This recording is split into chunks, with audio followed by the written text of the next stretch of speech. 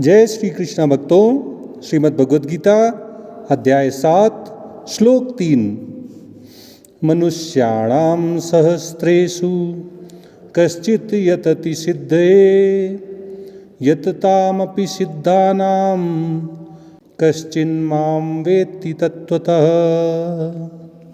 भगवान कृष्ण अर्जुन को समझा रहे हैं कि हजारों मनुष्यों में कोई एक मनुष्य मुझ परमात्मा की प्राप्ति के लिए प्रयत्न करता है, यत्न करता है, और उन यत्न करने वाले मनुष्यों में भी परमात्मा प्राप्ति रूपी सिद्धि के लिए प्रयत्न करने वाले मनुष्यों में भी कोई एक ही मुझे तत्व से जान पाता है, अर्थात कोई विरला ही मेरे यथार्थ रूप को जानता है, मुझे तत्व से जानता है। भगवान कृष्ण अर्जुन को बता रहे हैं कि जो साधक मुझ परमात्मा में आसक्त हो जाता है, जो मेरा आश्रय ग्रहण कर लेता है, मेरे आश्रित हो जाता है और मेरे आश्रित होकर मुझे प्राप्त करने के लिए, भगवत प्राप्ति के लिए यत्न करता है, उसे मैं बिना किसी संदेह के, बिना किसी संशय के समग्र रूप में प्राप्त होता हूँ। वह मुझे संपूर्णता से जान लेता है। वह भगवान को संपूर्णता से कैसे जानता है, इसके लिए भगवान ने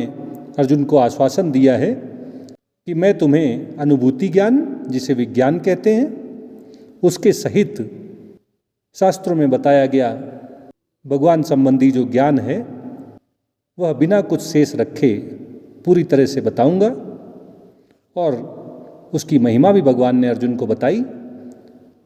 कि इस ज्ञान को प्राप्त कर लेने पर, इस अनुभूति को प्राप्त कर लेने पर फिर इस संसार में तुम्हें जानने योग्य और कुछ भी शेष नहीं रह जाएगा। इस प्रकार भगवत संबंधी जिज्ञासा अर्जुन के मन में उत्पन्न करने के बाद अब भगवान अर्जुन को इस श्लोक के माध्यम से ये समझा रहे हैं कि भगवत प्राप्ति कोई बहुत आसान बात नहीं है। पहली बात तो हजारों मनुष्यों में कोई एक मनुष्य ही भगवत प्राप्ति के लिए उत्कंठित होता है, जिज्ञासा करता है, प्रयत्न करता है, भगवत प्राप्ति के लिए यत्न करता है। और उन यत्न करने वाले पुरुषों में भी जो परमात्मा के विषय में जानने के बाद परमात्मा प्राप्ति रूपी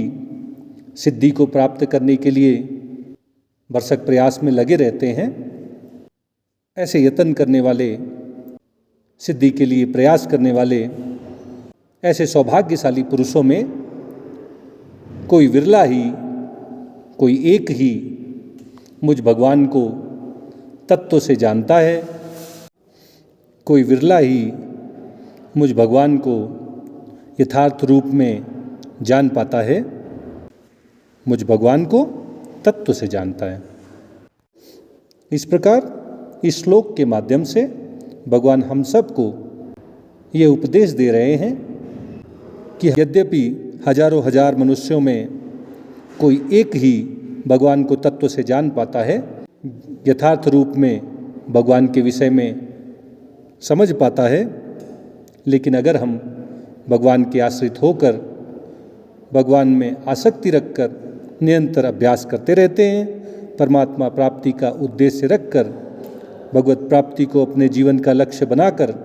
इसके लिए निरंतर अभ्यास करते रहते हैं, तो हमें निश्चित रूप से भगवत प्राप्ति हो जाएगी।